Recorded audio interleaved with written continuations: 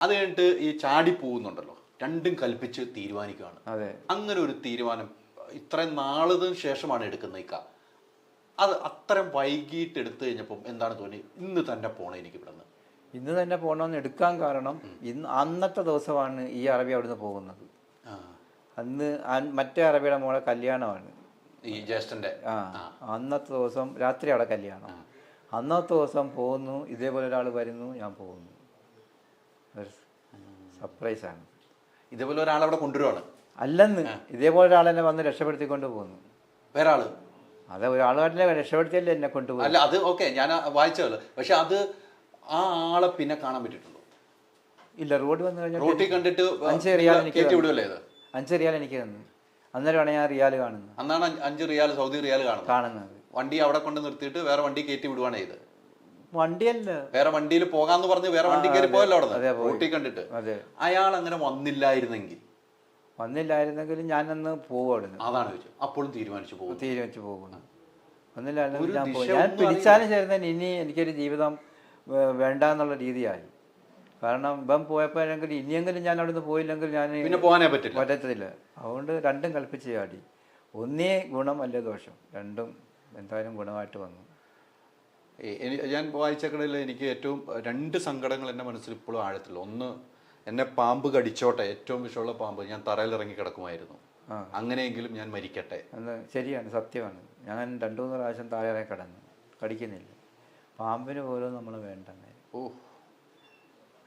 ആടിനെ കൊല്ലുന്നുണ്ട് പാമ്പ്, അതുകൊണ്ടാണ്. ഏറ്റവും വിഷമേറിയ പാമ്പാണ് മണിരാലൂണത്തിലുള്ള.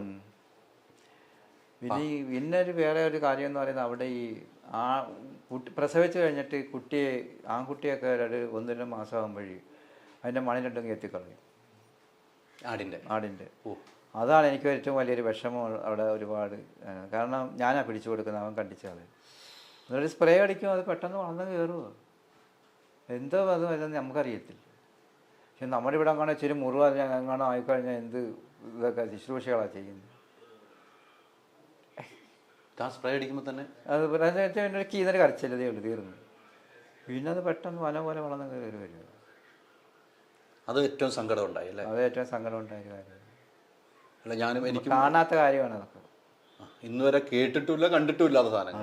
എനിക്ക് ഏറ്റവും സങ്കടം ഉണ്ടായിരുന്നു, ഒന്ന് പാമ്പിന് പോലും വേണ്ടത്. പിന്നെ ഇവിടെ വന്നിട്ട് ജയിലിൽ പോയിട്ട് ആ തിരിച്ചറിയൽ പരേഡ്, അതാണ് നമുക്ക് ഓർക്കാൻ പറ്റത്തില്ല. ആ പരേഡിനകത്തെന്ന് പറഞ്ഞാൽ എൻ്റെ അടിമുടി കിടന്ന് വിറയ്ക്കും.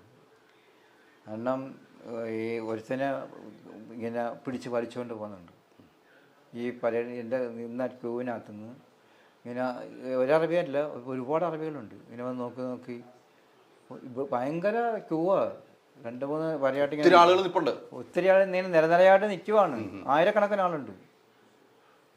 ഇത് നമ്മളിപ്പോൾ ഇന്ത്യക്കാരായിരിക്കും ചില ദിവസം കൊണ്ടുവരുന്നത്. ഇന്ത്യക്കാരെ അങ്ങനെ മൊത്തമല്ല, കേരളക്കാരെ മാത്രമല്ല, ഇന്ത്യക്കാർ വരുമ്പോൾ ഇന്ത്യക്കാരെ മൊത്തം. അപ്പോൾ ഇങ്ങനെ ഓരോ അറബികൾ ഇങ്ങനെ മുഖത്തോട്ട് നോക്കി ഇങ്ങനെ പോവുക. അപ്പോൾ ഈ അറബിയാണ് എൻ്റെ അടുത്ത് വന്ന് നോക്കിയിട്ട് ഇങ്ങനെ പോയത്. പക്ഷേ എന്നെ പിടിച്ചില്ല തിരിച്ച്. അപ്പം ഞാൻ അന്നേരമാണ് എനിക്ക് ഇത് വന്നത്, ഇയാളെൻ്റെ അറബി അല്ലെന്ന്. അന്നേരം ഒരു സമാനമായി. അതുവരെ ഞാൻ വിറച്ചുകൊണ്ടിങ്ങനെ നിൽക്കുകയാണ്. വീണ്ടും പോകേണ്ടി വരുമോ? വീണ്ടും പോകേണ്ടി അവിടെ വന്നാൽ വായിക്കുമ്പോൾ അതായിരുന്നു ടെൻഷൻ. വീണ്ടും പോകേണ്ടി വന്നാൽ തീർന്നു. അത് പിന്നെ പുറം ലോകം കാണത്തില്ല അവൻ അല്ലേ? അതെ. എന്തുകൊണ്ട് പിന്നെ വന്നിട്ട് 2000 പോകുന്നു. പിന്നെ 2000 പോകുന്നു. അവിടെ വെച്ചാണ് കഥ എഴുതുന്നത്, നായകനെ കണ്ടുമുട്ടുന്നത് അല്ലേ? ജീവിതം എഴുതാൻ വേണ്ടി അവസരം കൊടുക്കുന്നത് അല്ലേ? അത് ഒരു അനുഭവമല്ലായിരുന്നു? സുനിൽ എന്ന് പറഞ്ഞ ഒരാള് അവിടെ ജോലിക്ക് അത് എൻ്റെ അളിയന് ഒരു ഫ്രീ വിസ അയച്ചു തന്നുകൊണ്ട് എൻ്റെ കൂട്ടുകാരനാണ് സുനിൽ. അന്നുവരെ എൻ്റെ വൈഫ് പറഞ്ഞു ഇനി പോകണ്ടെന്ന് പറഞ്ഞു, നമുക്ക് ഉള്ളത് കൊണ്ട് ഇവിടെ ജീവിക്കാമെന്ന് പറഞ്ഞു. അപ്പോൾ പറഞ്ഞു നമ്മളിനി എവിടെ പോയി ജീവിക്കാനോ, കാരണം നമുക്ക് 5 സെന്റ് സ്ഥലമുള്ളത് പോയി. പിന്നെ നമുക്ക് എവിടെയെങ്കിലും താമസിക്കാനൊക്കെ ഒരു വീട് വേണം, വസ്തു വേണം. അങ്ങനെ ഇതുപോലെ അന്നേരം അത് അളിയനെല്ലാം അറിയാം. ജ്യേഷ്ഠൻ്റെ കൂടെ അന്നേരം അവിടെ താമസിക്കുന്നുണ്ട്. അങ്ങനെ പിന്നെ വിസ ഞാൻ പോയി റിയാദിൽ ചെന്നിറങ്ങി, ബഹ്റൈനിൽ ചെന്നിറങ്ങി. അവിടെ ചെന്നിറങ്ങി പിന്നെ അളിയൻ്റെ റൂമിൽ 2-3 ദിവസം താമസിച്ച്. അങ്ങനെ ഒരു ദിവസം ഞാൻ സ്റ്റുഡിയോയിലോട്ട് ഇങ്ങനെ വരും. അളിയൻ്റെ ചെറിയ സ്റ്റുഡിയോ ആണ് അവിടെ. അപ്പോൾ ആ സ്റ്റുഡിയോയിലോട്ട് വരുമ്പോൾ അന്ന് സുനിലേട്ടനോട് ഇരിക്കും.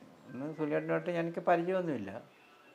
അന്നേരം അളിയന് പറഞ്ഞു ഇതുപോലെ മാവേലിക്കരയുള്ളതാണ് എൻ്റെ കൂട്ടുകാരൻ സുനിലാന്നൊക്കെ പറഞ്ഞു. അപ്പം ഞാനിപ്പോൾ സുനിലേട്ട അന്നേരം ഞാനിപ്പോൾ നാട്ടിൽ നിന്ന് വന്നാൽ എനിക്കൊരു ജോലി എവിടെയെങ്കിലും ഒപ്പിച്ചു തരാൻ പറ്റുമെന്ന് ചോദിച്ചു. അന്നേരം ഇവിടെ എന്നെവിടെ തപ്പിക്കാൻ എൻ്റെ ഒരു ജോലി ഉണ്ട്, അത് നീ ചെയ്യത്തില്ലെന്ന് പറഞ്ഞാലോ.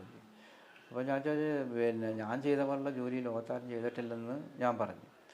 അന്നേരം ഇയാൾ അതെന്ത് ജോലിയാണെന്ന് എടുക്കാൻ ചോദിച്ചപ്പോഴാണ് ഞാൻ കഥ ഈ പറയുന്നത്. കഥ വന്നപ്പോൾ അയാൾക്ക് തന്നെ അങ്ങ് ഇതായിപ്പോയി. ഇത്രയും ഭീകരമായ ഈ തകർന്നു. അങ്ങനെ സുനിലിൻ്റെ കൂട്ടുകാരാണ് ബെന്യാമിൻ. ഇവർ രണ്ടുപേരും US നേവിയിലാണ് ജോലി ചെയ്യുന്നത്. അപ്പോൾ അവിടത്തേക്ക് തന്നെയാണ് എനിക്ക് പറ്റിയൊരു പണി അവിടെ ശരിയാക്കി തന്നത്. അപ്പോൾ ഞാൻ 2-3 ദിവസം കഴിഞ്ഞ് പാസ്സൊക്കെ റെഡിയാക്കി തന്ന് ഞാനവിടെ ജോലിക്ക് പോയി.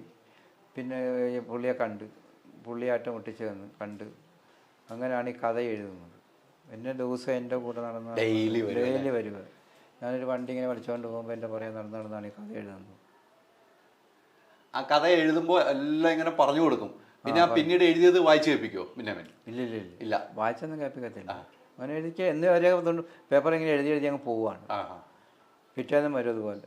ആദ്യം പുസ്തകമാക്കുമ്പോൾ പറഞ്ഞോ, പുസ്തകമാക്കാൻ പോവാണ് എന്ന് പറഞ്ഞില്ലേ? ആ പുസ്തകം ഇക്കാക്കല്ല തന്ന ആദ്യമേ? എനിക്ക് പ്രകാശനം ചെന്നപ്പോൾ എനിക്ക് ആദ്യം തന്ന പുസ്തകം. അത് വായിച്ചു നോക്കി വലിയ പരിപാടി വെച്ചായിരുന്നു, വെച്ചാണ് ഈ പുസ്തകം പ്രകാശനം. വായിച്ച് ഭയങ്കര ടെൻഷനായിരുന്നു. എനിക്ക് ഭയങ്കരമായിട്ട് കരയൊക്കെ ചെയ്തു. വീണ്ടും ആ ജീവിതം ഓർമ്മ വന്നു. വീണ്ടും അതിനെ ഓർമ്മിപ്പിച്ച്. അന്ന് അവിടെ ബഹ്റിനിൽ പോയില്ലായിരുന്നെങ്കിൽ ഇത് സിനിമയാകില്ല, കഥയാകത്തിലൊന്നും ആകത്തില്ല. നമ്മുടെ ജീവിതം ആരും അറിയില്ല. നമ്മുടെ കുടുംബത്തിൽ മാത്രം ഒതുങ്ങിപ്പോയാൽ. പിന്നെ നമ്മളിവിടെ ഇങ്ങനെ പഴയതുപോലെ പഴയ പണിയും ചെയ്ത് ജീവിച്ചത്. അങ്ങനെ ആ പോക്കിലാണ് ഈ 5 സെന്റ് സ്ഥലം ഒരു വീടും വെച്ച് എൻ്റെ മോനെ ബഹ്റിനിൽ പോയിട്ട് വെച്ചാണ്. ബഹ്റിനിൽ പോയിട്ട് 20 വർഷം നിന്ന് വെച്ച വീടാണ്. 20 വർഷം ജോലി ചെയ്തിട്ടുണ്ടാക്കിയത് ഇത് മാത്രം. അപ്പോൾ ശമ്പളം കുറവായിരുന്നു. എന്നാലും എനിക്ക് ഏറ്റവും സ്വർഗം കിട്ടിയൊരു ജോലിയായിരുന്നു, സന്തോഷമായൊരു ജോലി. സ്വർഗം കിട്ടിയ ജോലി നല്ല ജോലിയായിരുന്നോ? കച്ചറയിൽ നിന്ന് ആക്രി പറക്കുന്ന ജോലി. അതാണ് സ്വർഗം കിട്ടിയ. അവിടുത്തെ ഉദ്ദേശിച്ചുകൊണ്ടുള്ള എന്ന് പറയുന്നത്.